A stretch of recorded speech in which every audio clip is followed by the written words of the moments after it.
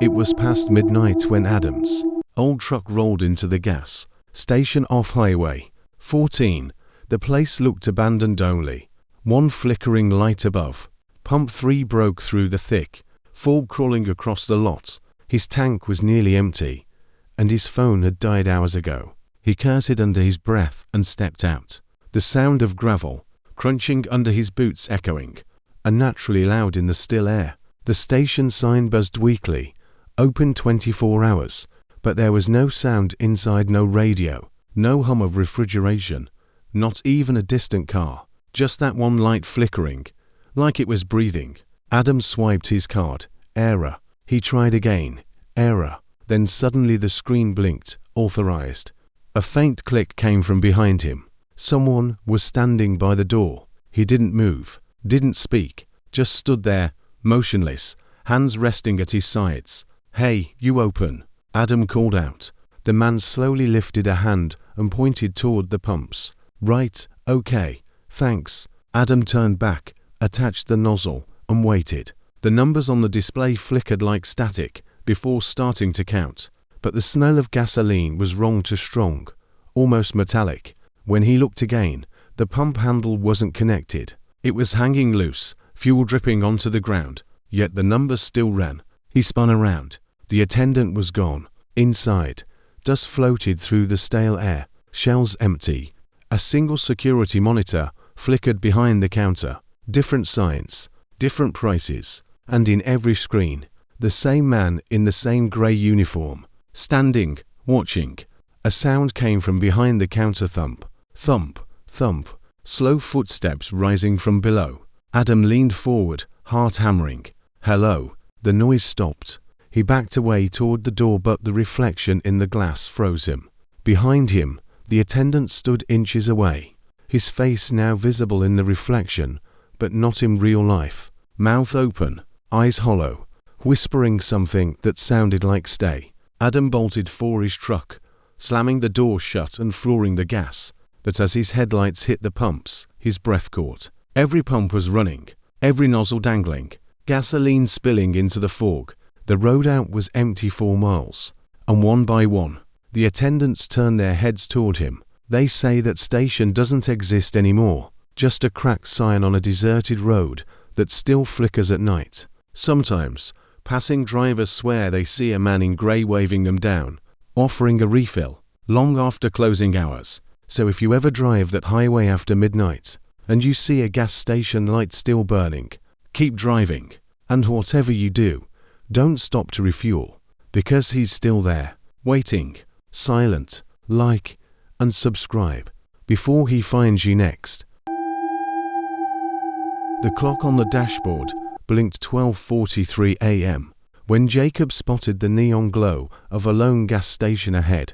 The highway behind him had been nothing but darkness for the past hour. No cars, no lights, just endless road. His fuel gauge was a breath away from empty. The sign said "Refuel, open all night," but as his headlights swept across the lot, it felt like the place had been closed for decades. The glass of the mini-mart was fogged from the inside. A buzzing light above the door flickered irregularly. 3 flashes. Pause. 2 flashes like some forgotten code. Jacob parked beside pump 2 and stepped out. The air smelled of rain and rust. He inserted his card. The reader spat it back out. He sighed and turned toward the station to find someone. Inside, the air was stale and cold. Shelves lined with dusty snacks. A radio sat on the counter, playing faint static. Behind the register stood a man in a dark blue uniform, face dipped in shadow, hands folded neatly. He didn't look up. "Hey, pump's not taking my card," Jacob said. The man tilted his head slightly. "Cash only." Jacob handed him a few bills. The man didn't touch them. He just nodded once toward the window. "The left pump works. Be quick." Jacob frowned but went back outside. The left pump clicked to life before he even lifted the handle. Gas began to flow. The smell sharp and heavy. The digital numbers climbed even though he hadn't started pumping yet. He froze. The hum of the lights grew louder. From the glass window, he saw movement. The attendant was gone. Jacob turned. A tap echoed from the trunk of his car. Then another. He slowly walked around back. The noise stopped. He rushed to the driver's side, stopped again. The pump handle was gone. The hose hung loose, spraying faint mist into the air. And when he looked up, a shape stood at the edge of the station lot, tall, still, wearing the same dark blue uniform. "Hey, you okay?" Jacob called out. The shape didn't move. Then it slowly turned its head completely sideways, like something testing how far it could go. Jacob stumbled into his car, slamming the door, trying the ignition.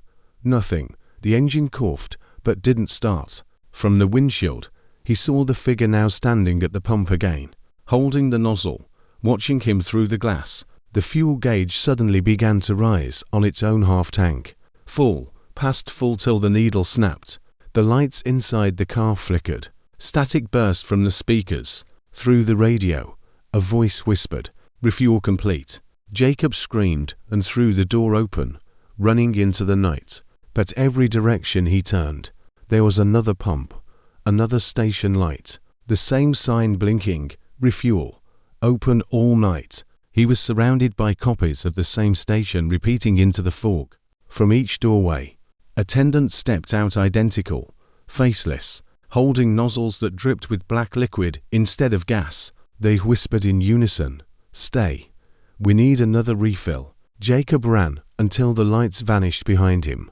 When dawn came, he found himself on the same road, engine running, fuel tank full, though he couldn't remember how. The radio was on, whispering the same faint static he'd heard before. And when he looked in the rearview mirror, the back seat wasn't empty. A uniform cap rested there, wet. Some truckers say that on foggy nights, the same gas station reappears for lost drivers. No address, no name, just that same flickering sign. They say if you stop, your tank fills itself, but you never see the attendant leave. So if you're ever low on gas after midnight, keep your eyes on the road. And whatever you do, don't stop for a refuel. Like and subscribe before the pump finds you first.